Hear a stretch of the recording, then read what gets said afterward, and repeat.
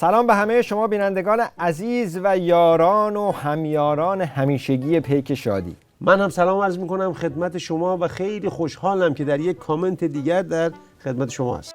خب بابک، من از هفته گذشته مترصد یه فرصتی بودم که یک موضوع خیلی... چی گفتی؟ یه بار دیگه بگو. گفتم از هفته گذشته منتظر... نه اون کلمه‌ای که گفتی رو بگو. گفتم مترصد یه فرصت. مترصد چیه؟ مترصد یعنی چی؟ مترصد دیگه یعنی در کمین بودم، منتظر بودم، چشم به راه یک فرصت. فارسی کجا یاد گرفتی که به مترصد میگی مترصد؟ درستش هم مترصده. مترصد چیه مترصد؟ اینو من نمیگم که، نگاه کن طرف رئیس جمهور که هست، جراح قلب که هست، فوق تخصص قلب که هست، هاروارد هم که 2 سال درس خونده میگه مترصد، بعد تو میگی مترصد. نگاه کن این که ادعا، تصور کنید یکی از خارج بیاد یه نجاتی بر ما بده، خیال خامی است. الان هم همین خارجی‌ها و کسانی که دلشون میخواد ما رو نابود کنن متر اینن منتظر اینن ما با همدیگه دعوا کنیم، ما با همدیگه اختلاف کنیم. آقا این ظاهراً میخواد راه آخوند رئیسی رو بدجوری ادامه بده. مترصد آخه بابا این دکتره. ببین تو این نظام برخلاف همه نظام‌های دنیا، همه حکومت‌های دنیا، همه یا دکترن یا مهندس. مجلس پر دکتر، دولت پر دکتر، تو بیت مده‌هاشون دکترن، قضاییه‌شون دکتر، شکنجهگاه اوین تمام شکنجهگراشون دکترن. تمام دکترا جمع شدن تو این نظام. حتی آخونده که قاضیشون هم دکتره. ما برای اینکه بخوایم بحث مسئولیت کیفری اشخاص حقوقی رو بحث بکنیم، جناب آقای دکتر رئیس محترم دادگاه بله، خلاصه که این مترصد تو فضای مجازی هم هشتگ شد و یه سوتی دیگه به سوتی بازار نظام ولایت اضافه شد. مجازی کدوم؟ اصلا وارد ادبیات فارسی شده. تو اون شعر اون کاربره رو شنیدی؟ میگه گل در بر و می در کف و معشوق به کام است، ایران همگی مترصد مرگ نظام است. بعد میگه مجازی وارد ادبیات شده اصلا. ولی میدون تو همیشه مترصد این هستی که یک قاف اشکال از کار این پزشکیان بگیری. ببین رئیسی گفت من 4 میلیون مسکن میسازم، کشکم نسابید. این بلند شد رفت خوزستان، یه دیوار آورد بالا، تصادفاً 4 تا اکیپ فیلمبرداری مجهزم داشت رد میشد ازش فیلم گرفت. اینو دیگه چی میگی؟ امروز رئیس جمهور لباس کارگری پوشید و بنایی کرد. در منطقه کم برخوردار در حاشیه شهر اهواز برای مشارکت در ساخت مدرسه‌ای با 15 کلاس درس برخی مسئولان هم همراهی کردند.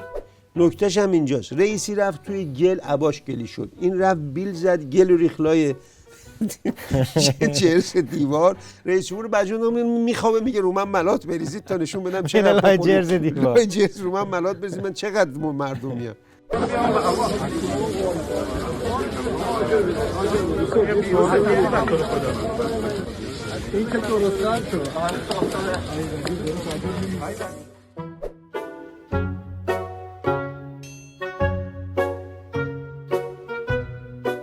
البته این کاش همه رئیس جمهورشون بره لای جرز دیوار. ولی تو همین فاصله ای که این همین 2 تا آجر رو داشت میبرد بالا کلی اتفاق افتاد. بله، در حالی که این زور میزد که 2 تا آجر رو ببره بالا که نتونست، دلار 2000 تومان رفت بالا. دشمنای نظام هم که مترصدن که نظامو تخریب کنن. ولی حالا من این سوال برام پیش اومد که بالاخره این رئیس جمهور خامنه‌ای چیکاره است؟ دکتر قلب، جراح، اوستای برنامه معماری، نهج البلاغه میخونه، چماقدار بوده میرفته دانشگاه میبسته، چیکاره است بالاخره؟ همه اینا بوده، ولی الان تو وضعیتی گیر افتاده، یعنی عظما اینو توی هچلی انداخته با این رنگ زدنش به اسم رئیس جمهور که حاضر آب و حوض بکشه رئیس جمهور این حکومت نشه. تازه فهمیده چه کلکی خورده رو دست خورده است. خب حالا که الان این بلند شد رفت خوزستان چیکار کرد؟ نتیجه این سفرش چی بود؟ غیر از این آجربازی‌ها آبشون رو حل کرد، برق خوزستان رو حل کرد، حقوق بازنشسته ها رو داد، چیکار کرد؟ ببین یه بارم تو این برنامه گفتم این کارهایی که شمردی هیچ کدومش کار رئیس جمهور نظام نیست. اصلا رئیس جمهوری نظام کاری به آب و برق اشلش پایین‌تر از این حرفاست که رئیس جمهور بیاد حل کنه. رفت اونجا سر کار اصلیش، با این دهن به دهن شد، با اون دعوا کرد، رو حرف این پرید اینو تهدید کرد این خبرنگارو، همین کار اصلیش انجام داد برگشت. میتونید یه لحظه صبر کن. تو یه لحظه صبر کن بابا عجب. 10 دقیقه تو اینا رو چجوری جمع میکنی؟ ول کن ستادو، تو این همه آدم میخواد حرف بزن. وقتی شما سیاسیون یه استان، فرهنگیان یه استان، فهمیده های یه استان، وقتی یه جلسه رو به هم میزنید فکر میکنید شهر و کشور و مملکت رو به این سادگی میشه درست کرد؟ مشکلی ما هستیم برای اینکه مشکل شما مشکل نداشته باشید. اجازه بدید حرفمو بزنم، بعد اگه قرار باشه حرف منو قطع بکنی که دیگه اون وقت شقشقیه منو به هم زدی خانم. پس بیا تو حرف بزن.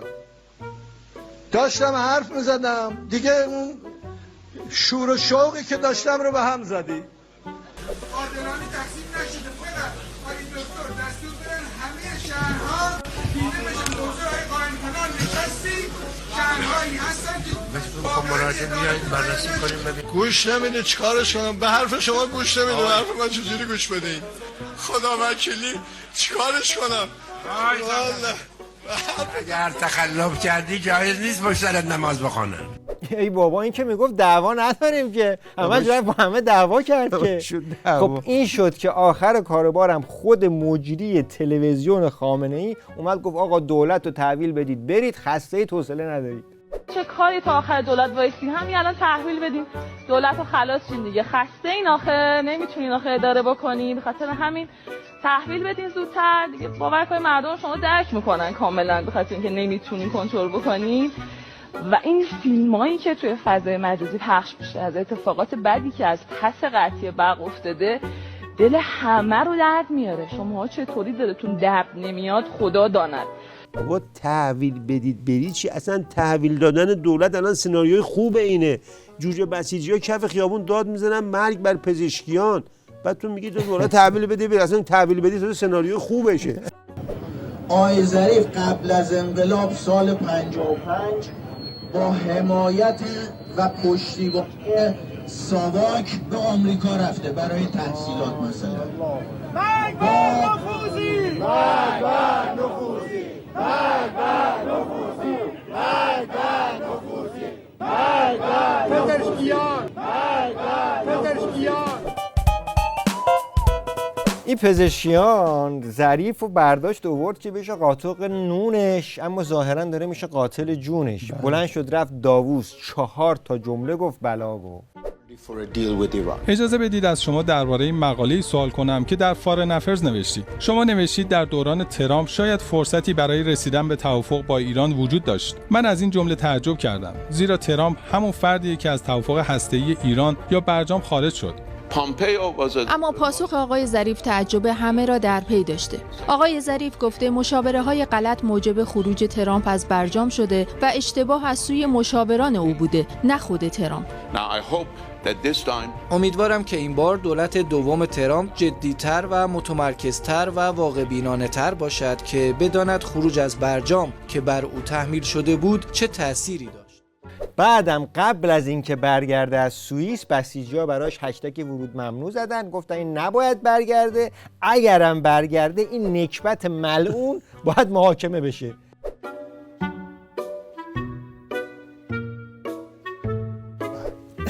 تو نصفشو گفتی که اگه برگرده، اما نگفتی که این ظریف یعنی همون نکبت ملعون چه بدلی زد به این بسیجی‌ها. چه بدلی زد؟ با هواپیما صاف رفت جلوی بیت عظما، رفت تو بیت گزارش کارشو داد. حالا بسیجی‌ها وایسن از بیت که اومد بیرون این نکبت ملعون دستگیر کنن.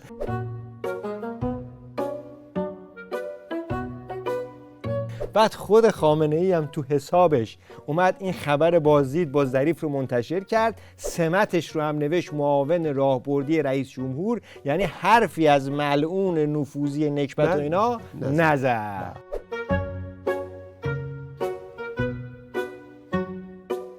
حالا اینا رو بذار کنار، داووس ماووس و نکبت ملعون.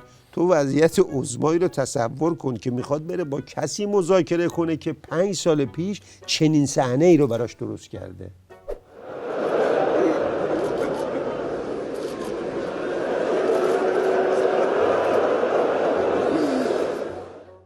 به به به. تازه روی سنگ قبر پاسدار سلیمانی هم نوشتن کی اونو کشته، همونی که قراره برن باش مذاکره کنن. سنگ قبر رو چی کار کنن؟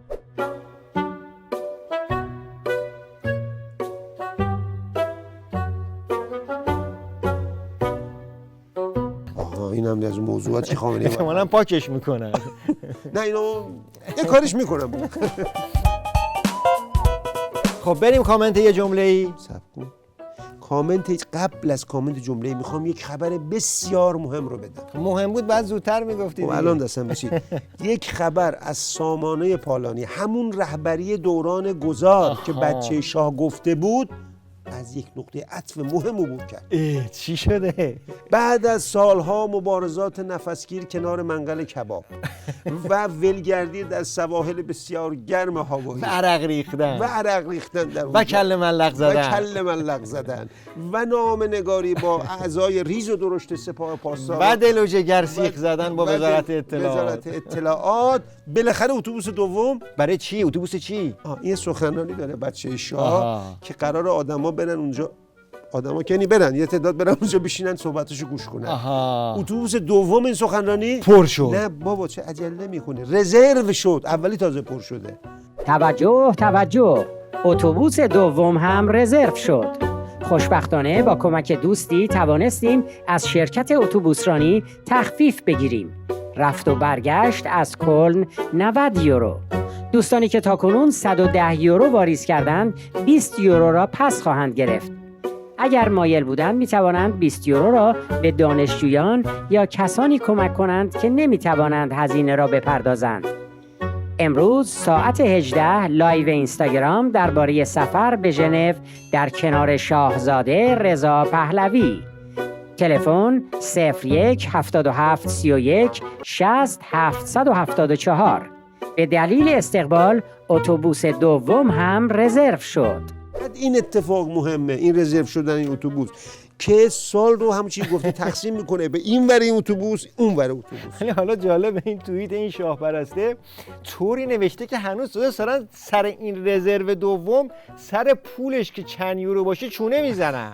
آخه میدونی اتوبوس این همون اتوبوس است که گفت بچه شاه گفت برای همه جا هست. برای همه جا داره. فعلا دومیش رزرو شده. ولی حالا به اینایی که تو شیشو بشه رزرو کردن اتوبوسن باید گفت اتوبوس پر شده ندیدی. اگه میخوای اتوبوس پر شده ببینی یه نگاهی به این بنداز، به این صحنه ها که متعلق است به تظاهرات مقاومت ایران در همین تیر ماه 1403 در برلین که مشابهش رو در 8 فوریه در پاریس دوباره بیشترش رو شاهد خواهد بود. اونجا دیگه چه اتوبوسایی میاد. البته شما یه اتوبوس بیشتر نمیتونید پر کنید، اونم بچهای مردم برای پرم نمیکنن، رزرو میکنن تازه.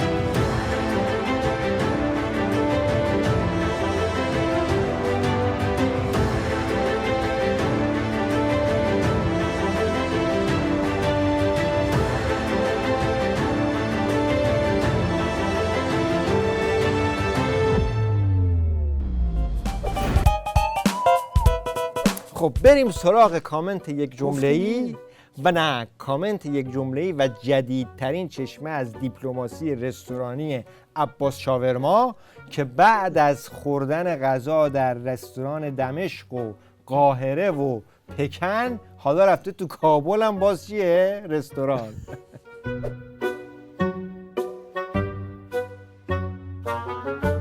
یه جمله‌ای میدونی چی میشه؟ میخوام یه جمله‌شو از قول خامنه‌ای بگم. میگه عباس شاورما کارت بخوره به شکمت. اگه این دیپلماسی رستورانی تو برای ما آب نداره، این چاه دیپلماسی رستورانی تو برای ما آب نداره، برای تو که نون داره، بخور کوفتت بشه ان شاءالله. بینندگان عزیز، ممنون که این هفته هم با ما بودید و خدا نگهدار تا هفته‌های آینده. شاد و سرفراز.